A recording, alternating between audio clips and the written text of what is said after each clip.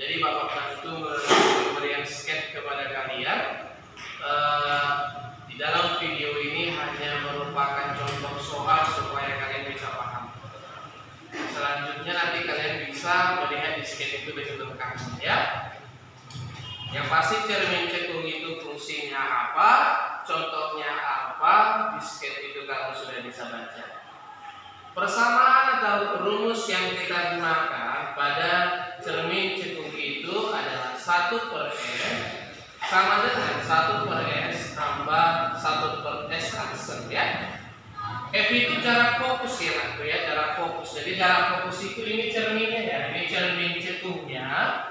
Ya, cermin cekungnya ini jarak dari titik fokus ke titik ya, dari titik fokus ke cermin itu fokusnya ini nanti jaraknya. Ini disebut titik optik. Nah, itu dia. Di pusat ini disebut titik optik. Jadi fokus itu adalah tempat berkumpulnya sinar-sinar pantul nantinya. Tempat berkumpulnya sinar-sinar pantul itu titik fokus ya. Jadi nanti satuannya bisa sentimeter, bisa meter ya, tergantung soalnya nanti. Misalnya kalau kita buat sentimeter boleh ya, nah meter pun boleh. Jadi S itu nanti adalah jarak benda ke cermin. Misalkan bendanya ini, jarak benda ke cermin ini adalah S. Tadi ini jarak fokus ya, ini jarak fokus tadi ya. Yang kedua jarak bayangan ke cermin. Ya tentunya kita tahu dulu bayangannya di mana nanti. Bayangannya bisa di depan cermin, juga bisa di belakang cermin.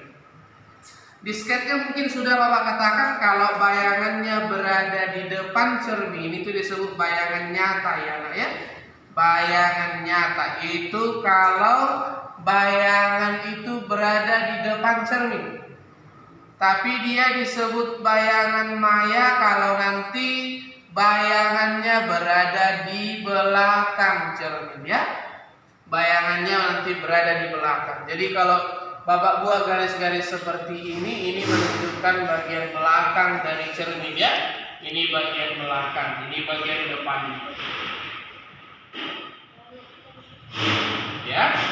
Nah, tadi jarak bayangan ke cermin. Nanti kita lihat penggunaan soal ini. Menggambarkan letak bayangan itu bagaimana? Di sketch itu sudah jelas Bapak berikan sinar-sinar istimewanya. Ada 3 itu. Dan sinar-sinar istimewa itulah yang kita gunakan akan menggambarkan letak bayangannya di mana. Ada 3, ya ada 3 itu letak apanya, sinar-sinar istimewanya ya.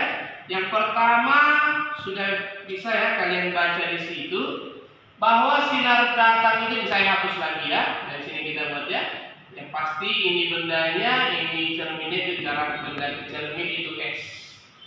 Ya. Jadi bagaimana cara menggambarkan letak bayangan? Pun nanti kalian pahami di sketch itu kalau dia cermin cekung ada 3 ruang. Ruang pertama antara O dengan F. Jadi benda bisa diletakkan di sini, kita sebut ruang 1 ya. Bisa kamu letakkan di sini. Juga bisa diletakkan di antara F dan F yang semuanya nanti bayangannya berbeda-beda pula. Ya, tempatnya kamu bisa lebih lengkap ya di sketch itu ya. Ini hanya salah satu saja Bapak gambarkan. Dan R itu ke belakang itu disebut ruang yang ketiga. Oke. Dan satu lagi harus kalian paham bahwa cermin cekung itu disebut juga cermin positif karena apa? Titik fokus itu berada di depan cermin. Kalau cermin yang satu lagi nanti disebut cermin cembung, sebut juga cermin negatif karena apa? Nanti fokusnya itu berada di belakang cermin. Itu dia, ya. Jadi Bapak hanya menggambarkan letak bayangan itu ketika bendanya diletakkan di ruang kedua. Pak, bolehkah bendanya tepat di ruang 1? Boleh. Pak, bolehkah tepat bendanya di ruang pas di titik R? Boleh. Pas di fokus boleh Pak? Boleh. Di sketchnya bisa dilihat bagaimana cara menggambarkan bayangannya ya. Sinar istimewa yang pertama adalah sinar datang sejajar sumbu utama. Mana sumbu utama? Ini sumbu utama. Ini sumbu utama. sinar datang ya. Jadi kita bisa melihat benda karena ada pantulan sinar dari benda ke mata. Jadi saya bisa melihat spidol ini karena sinar datang ke spidol menuju mata Bapak. Gitu ya. Nah, sama halnya. Jadi sinar itu datang ya, sinar datang ke cermin. Sinar datang ke cermin. Sejajar sumbu utama, sejajar ini. Saya buat tanda panahnya ya. Saya buat tanda panah. Ini sinar datang. Dipantulkan melalui titik fokus. Dipantulkan melalui titik fokus. Nah, itu dipantulkan. Ini yang pertama ya. Ini sinar datangnya, ini pemantulannya. Jadi fokus itu tempat berkumpulnya sinar-sinar nantinya. Itu yang pertama. Yang kedua, sinar datang melalui titik fokus.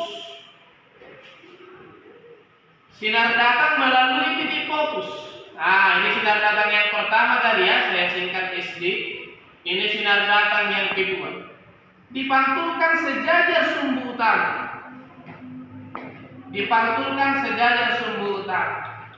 Pertemuan antara sinar pantul yang pertama ini dengan sinar pantul yang kedua ini di sini, inilah letak bayangan. Berarti bayangannya di sini. Ya, berarti bayangannya di sini. Nah, itu dia. Jadi ini adalah jarak benda ke cermin yang tadi kita simbolkan dengan S. Berarti inilah jarak bayangan ke cermin yang tadi kita simbolkan S akse. Begitu dia. Jadi di sini sudah kita perhatikan bahwa bayangan itu ternyata posisinya berada di depan. Berarti sifat yang pertama adalah berarti bayangan itu bersifat nyata. Emang nanti ada yang di belakang Pak? Ada. Selain nyata, lihat dari gambarnya. Ini lebih panjang. Yang kedua diperbesar.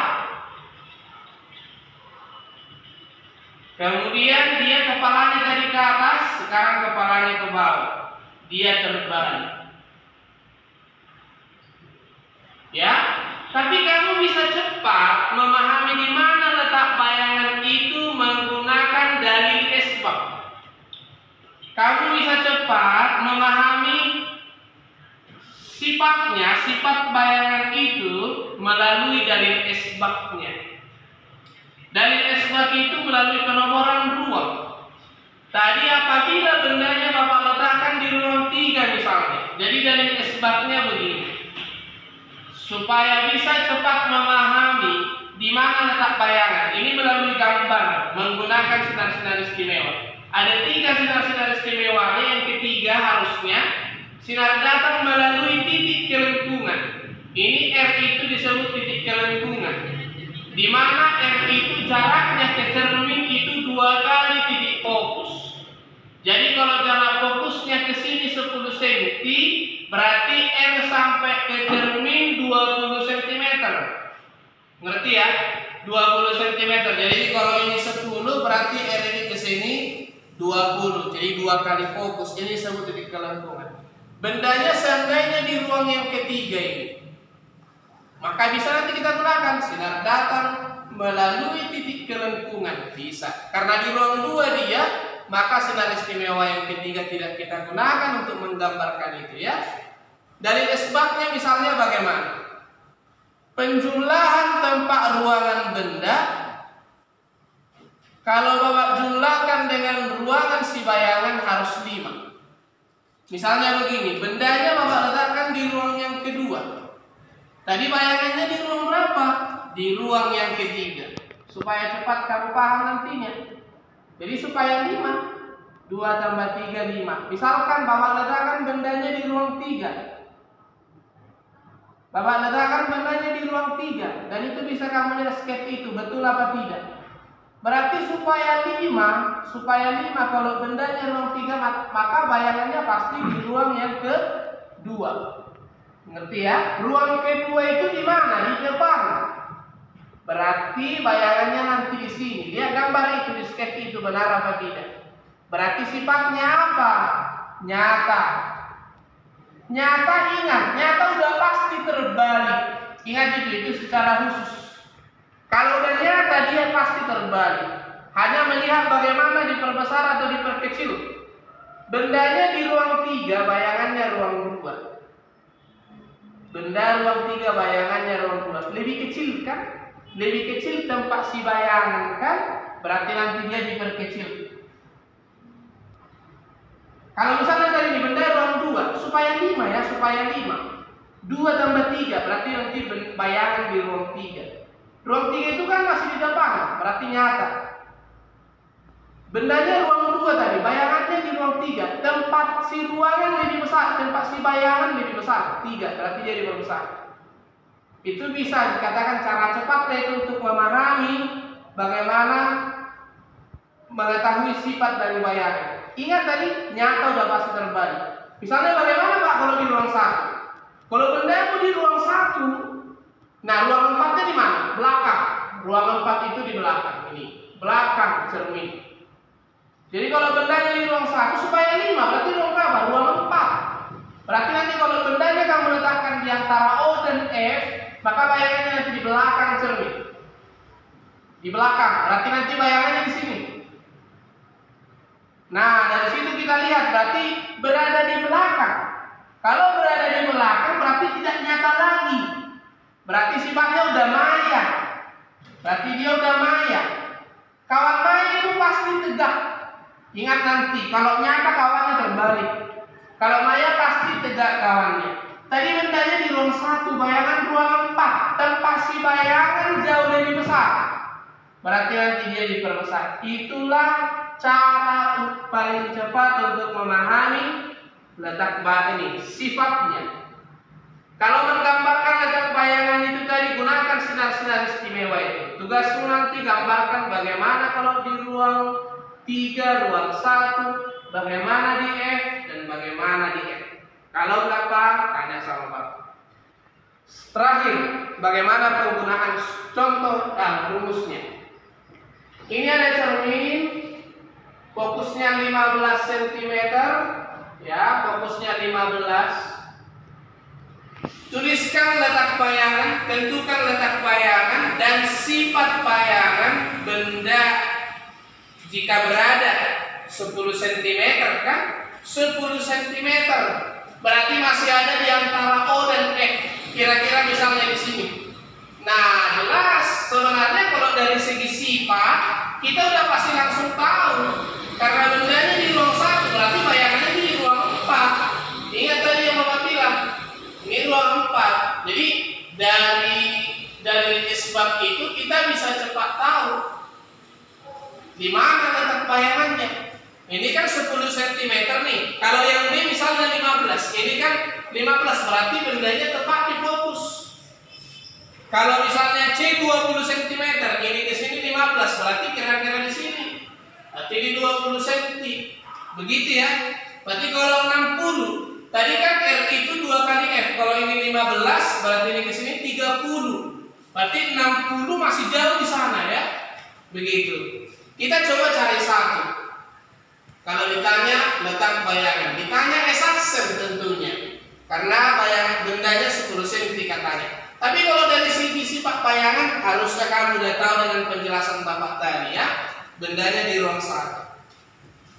Kita gunakan 1/F itu sama dengan 1/S tambah 1 S-aksen. Berarti 1/F-nya dari kita 15. Sama dengan 1/S yang pertama 10 cm tambah 1 S-aksen. Maka 1/15 kurang 1/10 ya sama dengan 1 S-aksen. Diambil KPK-nya 30. 30 bagi 15, 2 kurang 3 sama dengan 1 S-aksen. Min 1/30 sama dengan 1 S-aksen. Berarti S-aksen sama dengan 30 per min 1 atau min 30. Loh kok minus Pak? Minus ini juga menandakan kalau bayangan itu berada di belakang. Jadi dari minus kita udah paham. Oh ternyata bayangannya maya. Ternyata bayangannya maya. Sifat yang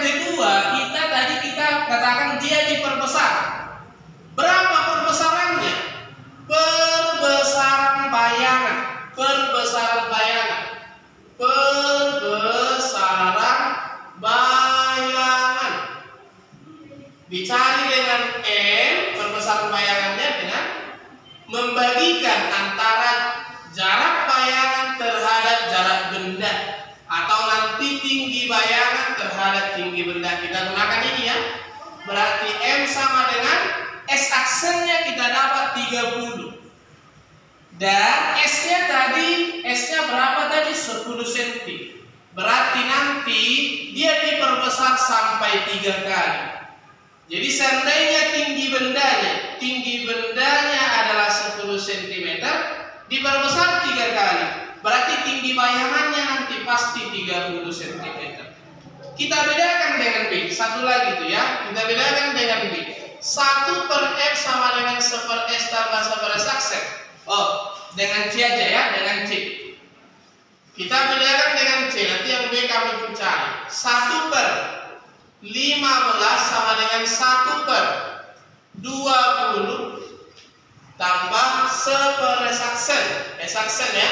S aksen, bacanya S aksen. 1 per 15 kurang 1 per 20 sama dengan 1 per S aksen.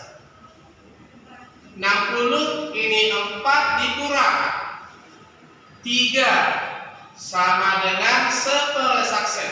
1 per 60 sama dengan 1 per S aksen. Berarti S aksennya 60 cm. Berarti tapi positif. Kalau positif itu menunjukkan kalau sifat bayangan itu atau kalau bayangan itu berada di depan. Dan itu kita sebut dengan nyata. Gitu ya. Itu perbedaannya. Jadi perbesarannya Pak berapa? Ya tinggal 60 per berapa tadi bendanya kamu letakkan? 20 cm. Begitu dia. Oke? Bisa ya dipahami, berarti nyata. Diperbesarnya berapa kali? Ini perbesarannya, ya. Oke, bisa paham ya? Begitu kira-kira penjelasannya mengenai cermin ini. Jika ada yang kurang paham silakan nanti bisa dicek pribadi. Oke? Terima kasih.